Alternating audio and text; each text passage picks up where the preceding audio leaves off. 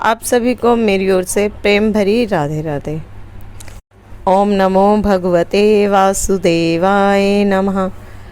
आज हम कार्तिक महात्म्य का पहला अध्याय सुनेंगे।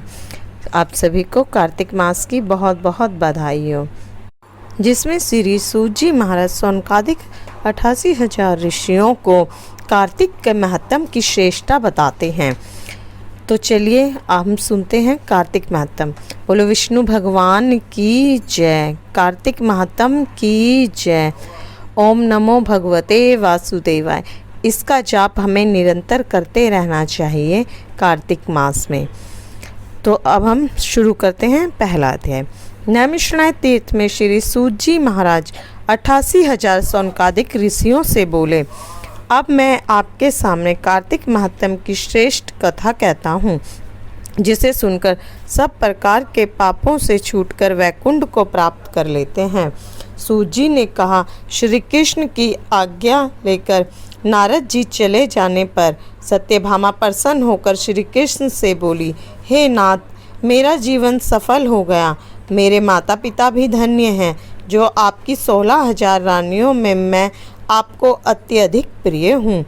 मैंने वह कल्प वृक्ष आदि आपके साथ नारद जी को विधि पूर्वक दान में दे दिया, परंतु वही कल्प वृक्ष मेरे घर में सदा लहराया करता है, जिसकी बात को मृत्यु लोक में कोई स्त्री नहीं जानती। हे स्वामी, अब मैं आपसे कुछ पूछना चाहती हूँ, सो विस्तार से कहिए, जिसे सुनकर मैं अत्यंत हितकार करूं, जिसके करने से कल्प पर्यंत भी आप मुझसे विमुख न हो। सूत जी कहने लगे।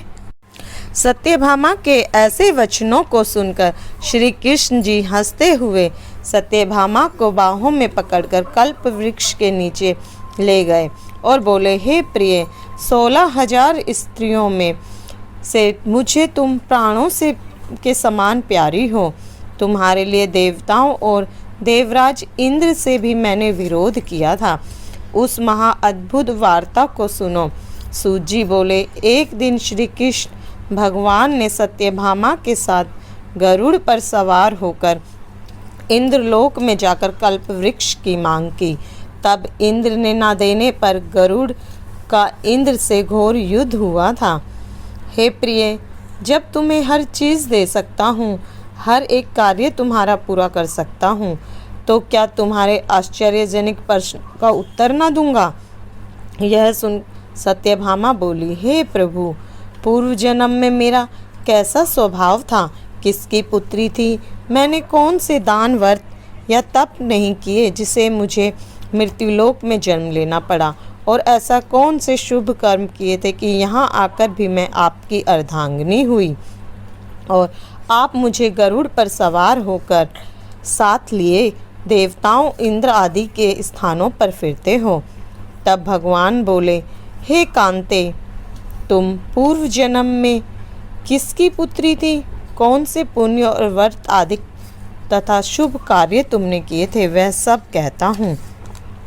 पूर्व समय में सतयुग के अंत में मायापुरी में अत्रि गोत्र में वेदों और यज्ञों को जानने वाला देव शर्मा नाम का ब्राह्मण रहता था। वह बहुत ही ज्ञानी था और नित्य ही हवन आदि करता था। रोज अतिथियों की सेवा, हवन और सूर्य भगवान की पूजा किया करता था, इसलिए सूर्य के तरह तेजस्वी था। उन्हें देखने पर ऐसा प्रतीत होता था जैसे वह दूसरे सूर्य हैं। और जो व्यक्ति गणेश, शक्ति, शिव और ब्रह्मा और मेरी आराधना करता है, वह मुझे उसी प्रकार प्रिय होते हैं जिस प्रकार मेरी प्रार्थना पूजा करने वाला भक्त मुझे प्रिय होता है। उसी प्रकार पांचों देवों की पूजा करने वाला भी मुझे उसी प्रकार प्रिय होता है। तो उस देव शर्मा नामक ब्राह्मण के बुढ़ापे में एक गुणवती नाम की कन्या हुई, जिसका विवाह उस पुत्रहीन ब्राह्मण ने चंद्र नाम के शिष्य के साथ कर दिया और वह दोनों पिता पुत्र की तरह रहने लगे। एक समय वे दोनों कुशा और समीधा लेने के लिए वन में हिमालय की तलहटी में पहुँचे तो उन्होंने एक राक्षस को अपनी तरफ आते देखा, जिसके भय से उनके शरीर स्थिर हो गए, अर्थात वह इतना डर गए कि उनका शरीर कंपन करने लगा और शरीर ठंडा पड़ने लगा।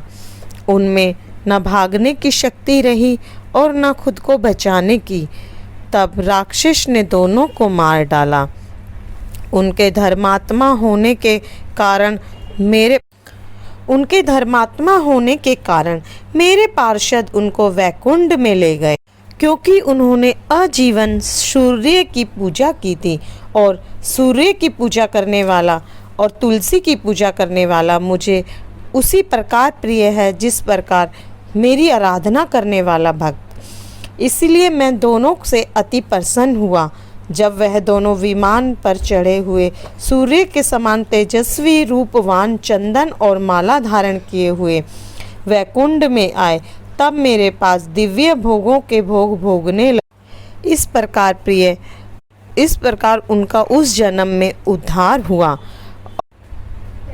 बोलो कार्तिक महात्म की जय, बोलो विष्णु भगवान की जय। तो प्यारे भक्तों, आप सभी को राधे राधे। मेरे चैनल को शेयर करें, सब्सक्राइब करें एंड लाइक करें, और कमेंट ज़रूर करें। आपको किसी व्रत या त्यौहार के बारे में कोई जानकारी लेनी है तो उसके लिए कमेंट अवश्य ही करें। धन्यवाद।